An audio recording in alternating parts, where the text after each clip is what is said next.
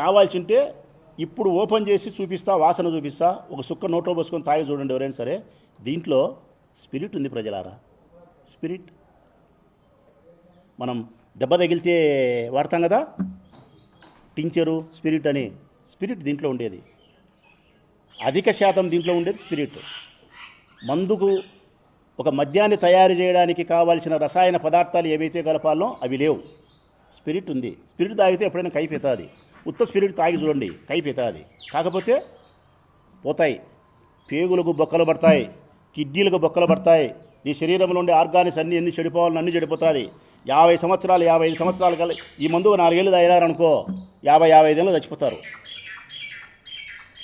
99 రూపాయలు పెట్టినాడు. ఇది మనుషులు చంపడానికే, ఉద్ధరించడానికే. 99 రూపాయలు పెట్టినందుకు నేను వ్యతిరేకించడంలే.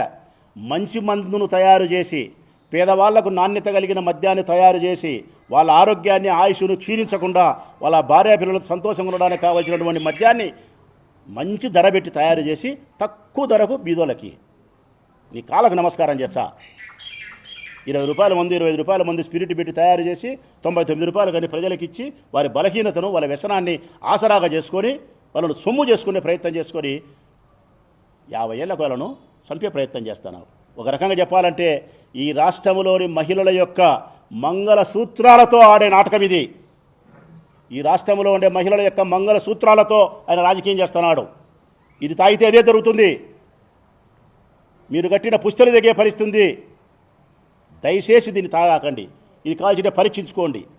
ఈ 99 రూపాయలది ఉన్నా లేకపోయినా 2 ఔన్సులు తక్కువైనా కొంత ఖరీదైనటువంటి మంచి మందే మీరు తాగితే ఆరోగ్యంగా ఉంటారనేది నా విజ్ఞప్తి.